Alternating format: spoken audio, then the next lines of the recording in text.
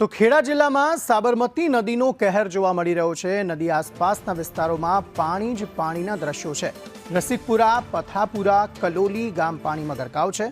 નાની કલોલી, મોટી કલોલી ગામ પાણીમાં ગરકાવ થયું છે। ખેડા ધોળકા હાઈવે બંધ કરી ત્યાં પોલીસ તૈનાત કરવામાં આવી છે, કારણ કે તેની ઉપરથી પણ પાણી પસાર થઈ રહ્યા છે।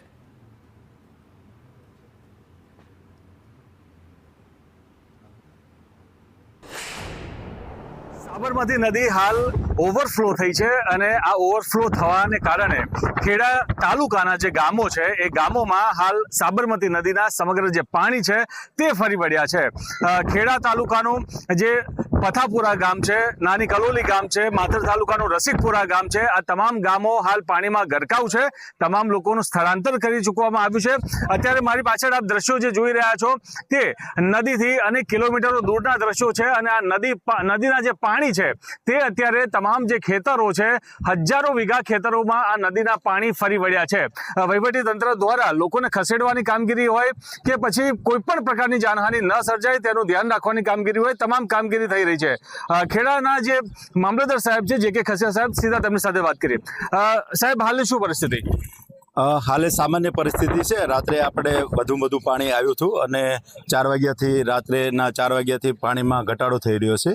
અત્યારે લોકોમાં સામાન્ય સ્થિતિ છે, એવું કોઈ ગંભીર બાબત ખેડા તાલુકાની અંદર નથી।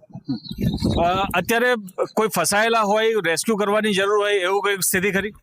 ના, તંત્રને પહેલેથી એલર્ટ હતું અને તંત્ર એના માટે સજાગ જ હતું। 2 દિવસથી આના માટે સતત પોલીસ તંત્ર અને વહીવટી તંત્ર તરફથી સઘન પ્રયાસો કરવામાં આવ્યા છે, લોકોને સમજૂત કરવામાં આવ્યા છે અને લોકો પોતાની રીતે સ્થળાંતરિત થઈ ગયા છે।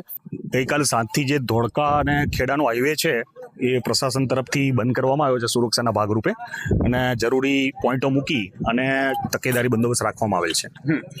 જે મુખ્ય માર્ગો પણ બંધ છે, પથાપુરાના હોય, રસિકપુરાના હોય, આ બધી જગ્યાએ કેવા પ્રકારની વ્યવસ્થા? ત્યાં પણ ઇન્ટરનલ અમારા માણસો, પોલીસના માણસો તેમજ રેવન્યુ ડિપાર્ટમેન્ટના માણસો હાજર છે અને ત્યાંથી ગામડાના રસ્તાઓ જે બંધ છે અને કોઈ આકસ્મિક બનાવ ન બને એની પર તકેદારીના પગલાં ભાગરૂપે બંદોબસ્ત રાખવામાં આવેલ છે।